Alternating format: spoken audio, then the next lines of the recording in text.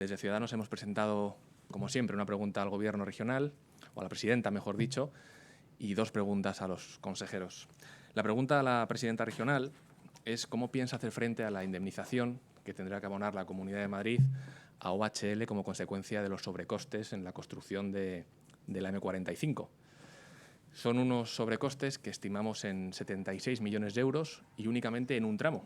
Es posible que en lo sucesivo, en años posteriores, esa indemnización siga en aumento porque esto afecta únicamente a un tramo de la M45. Es decir, los buenos gestores, los que han presumido de buena gestión, de sacar adelante las cuentas de la Comunidad de Madrid, pues nos van a castigar a todos los madrileños con 76 millones de euros en indemnizaciones que podrían ir destinados perfectamente a otras cosas, seguramente más importantes. Centro de salud, escuelas infantiles, centros educativos, institutos. Bueno, pues en el caso de la Comunidad de Madrid y del Gobierno del Partido Popular, como digo, nos van a hacer pagar una indemnización que será millonaria. Estos 76 millones de euros que previsiblemente tenga que abonar la Comunidad de Madrid se suman a otras tantas sentencias en otras materias. En materia educativa, como saben, hemos tenido que abonar más de 400 millones de euros a las universidades, más otras indemnizaciones que quedan pendientes, como digo, con respecto al M45 y también pues, con otras infraestructuras como el tren de Navalcarnero, la Ciudad de la Justicia, que también probablemente habrá que pagar una indemnización por paralizar el proyecto. En definitiva, solamente en 2016 la Comunidad de Madrid va a tener que abonar más de 500 millones de euros en sentencias o deudas perdidas, ¿no? Y eso, desde luego, pues nosotros pensamos que no es buena gestión. Todo lo contrario, es una pésima gestión. Porque, como he dicho antes, estos 500 millones de euros se podrían haber destinado a otras cosas mucho más útiles y mucho más urgentes, ¿no? Esa es la pregunta, por lo tanto, a la presidenta. ¿Cómo lo van a pagar? ¿Qué tienen pensado hacer con respecto a esta sentencia? Si van a recurrirla o no. Desde luego, lo que sí que queda constancia es que de una indemnización inicial de en torno a 40 millones, como consecuencia de acumular intereses de mora y demás, estamos ya en una cantidad que es astronómica, ¿no? 76 millones de euros simplemente por este tramo de la M45. Esta es la pregunta a la presidenta.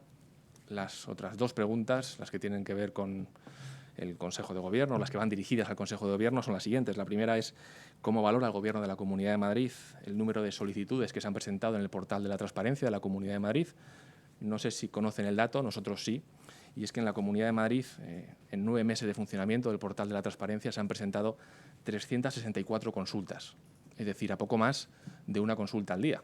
Y eso no es que los madrileños no tengan interés por la transparencia ni interés por lo que pasa en la Comunidad de Madrid, sino que existen unas barreras de acceso terribles en el portal de la transparencia y eso imposibilita que funcione de una manera adecuada. Nos preocupan esta barrera de acceso, nos preocupa que el portal de la transparencia no funcione, nos llama la atención este número tan reducido de peticiones y queremos saber la opinión del consejero a este respecto.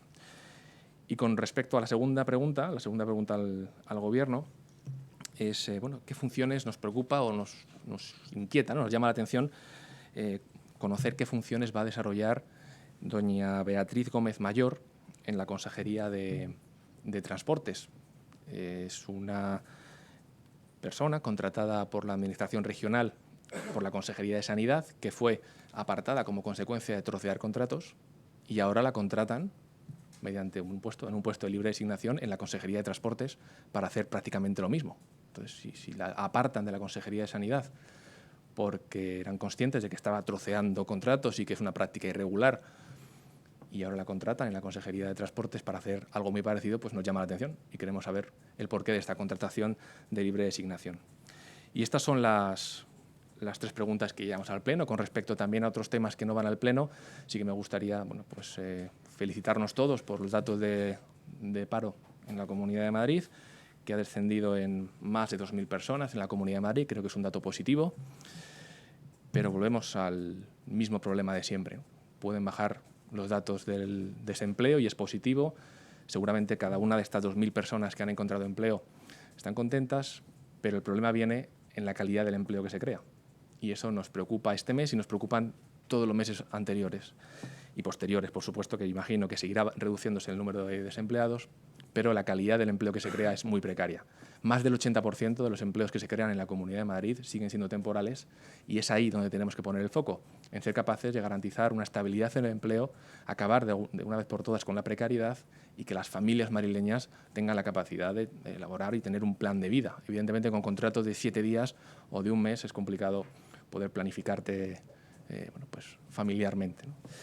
Esa es nuestra valoración, por lo tanto, buen dato de paro en la Comunidad de Madrid. Siempre que baja el desempleo es positivo, pero mal dato en cuanto a precariedad y en cuanto a que no somos capaces de poner soluciones en la Comunidad de Madrid y a nivel nacional para acabar con esta dualidad que recoge a trabajadores de primera y de segunda, trabajadores con derechos, como son los trabajadores indefinidos, y trabajadores sin derechos o trabajadores precarios, como son los que tienen contratos temporales.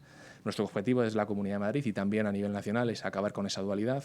El Tribunal Superior de Justicia de la Unión Europea nos ha dado la razón a que hay que acabar con esa dualidad, que no tiene sentido que en puestos de trabajo donde se desempeñan funciones iguales se estén pagando indemnizaciones distintas, y eso tiene mucho que ver con la propuesta de contrato único que propone Ciudadanos a nivel nacional.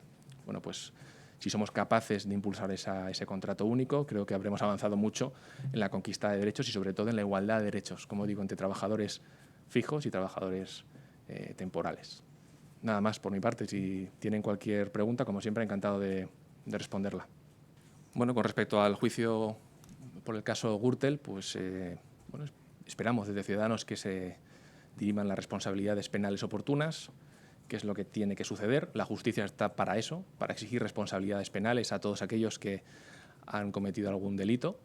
Y nosotros, desde el plano político, lo que tenemos que hacer es seguir trabajando desde la Asamblea de Madrid y desde las instituciones para exigir responsabilidades políticas. Hay que distinguir bien entre responsabilidades penales y responsabilidades políticas. Nosotros asumimos ese reto creando una comisión de investigación sobre corrupción política en la Comunidad de Madrid, la primera en 10 años que se celebraba en la Asamblea, y nuestra función es precisamente esa, exigir responsabilidades políticas. Yo espero que en los juzgados y en los tribunales, como digo, se diriman responsabilidades penales y todos aquellos que metieron la mano en la caja, todos aquellos que cobraron comisiones, mordidas o que en definitiva cometieron cualquier tipo de ilegalidad, lo paguen en los tribunales y vayan a la cárcel si finalmente los tribunales así lo deciden. Y con respecto a la segunda pregunta, con respecto a la situación del PSOE, nosotros no solemos valorar crisis internas de otros partidos políticos, pero sí que es verdad que el Partido Socialista a día de hoy está abierto en canal y nos preocupa como españoles y nos preocupa que no haya un partido socialdemócrata unido, capaz de elaborar un proyecto de país atractivo para los españoles y para los españoles que han confiado históricamente en el Partido Socialista. Yo creo que es una mala noticia que en España el Partido Socialista esté así y yo sinceramente les deseo pues cuanto antes sean capaces de tener un nuevo líder, que sean capaces de resolver los problemas internos y que puedan ponerse ya a pensar más en España y en los españoles que en sus crisis internas, en sus congresos internos y en sus agendas personales. Creo que, al igual que sucede en otros países de la Unión Europea, España tiene que tener un partido conservador, tiene que tener un partido liberal como Ciudadanos y tiene que tener un partido socialdemócrata, y eso sería garantía de estabilidad y de avanzar en definitiva en la línea de otros países, ¿no?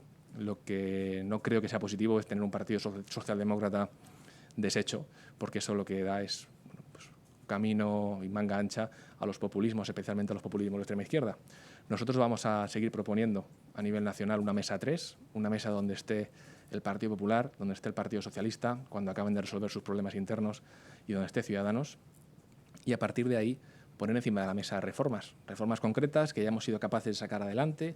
Hemos sido capaces de fijar un espacio común en el centro político que recoge 100 reformas que han firmado tanto PP como PSOE, y a partir de esas 100 reformas pues ponernos a trabajar en una nueva etapa para España, ¿no? Ese es el objetivo de Ciudadanos, lo fue el 21 de diciembre y lo sigue siendo ahora.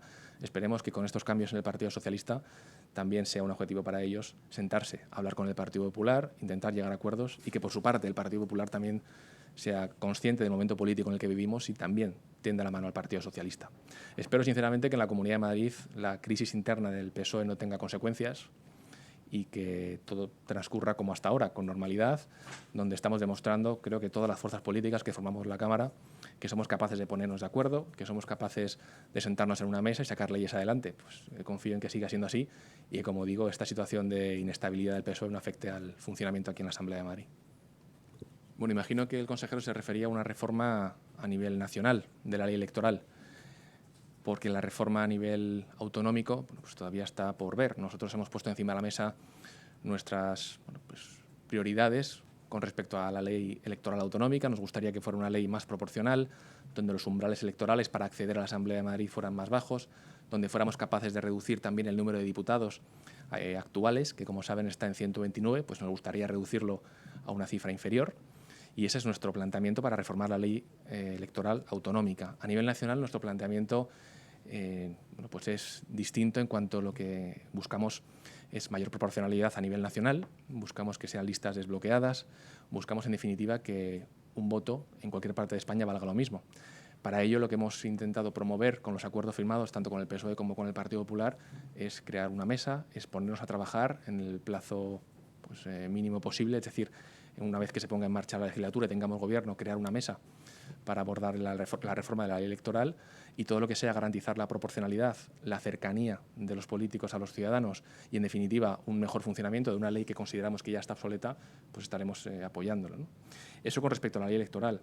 Con respecto a la asignatura de Historia del Terrorismo, yo creo que es un elemento que hay que estudiar, que debería estudiarse ya en las escuelas dentro de la propia asignatura de Historia.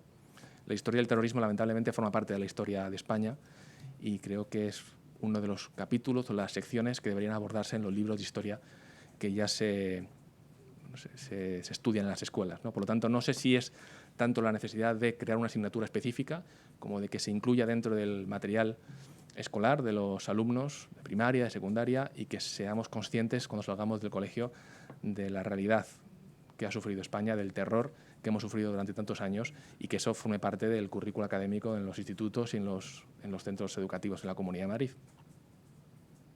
Bueno, tenemos dudas legales de que se pueda hacer y habría que verlo desde el punto de vista jurídico, porque una vez que un senador adquiere el acta de senador, es suya, es personal e intransferible y solamente con su renuncia puede perder ese acta de diputado. Por lo tanto, tenemos serias dudas legales de que la propia Asamblea Autonómica pueda revertir ese nombramiento. Aún así, nos parece que es positivo todo lo que tenga que ver con garantizar la ejemplaridad, la higiene democrática y, desde luego, estaremos de acuerdo en explorar todas las vías posibles para evitar que casos como la senadora Rita Barberá se vuelvan a producir. Insisto en que no sé si es tanto si es tanto la necesidad, digamos, de revertir ese acta de diputado, que la Asamblea Regional, los parlamentos autonómicos tengan capacidad para revertir ese nombramiento o esa concesión del acta de senador, pero en cualquier caso pues, habrá que explorar todas las opciones. Insisto en que no nos gusta que Rita Barberá ocupe ese escaño, que hemos firmado una serie de compromisos por la regeneración democrática, donde exigimos que no haya imputados por delitos de corrupción política en las instituciones.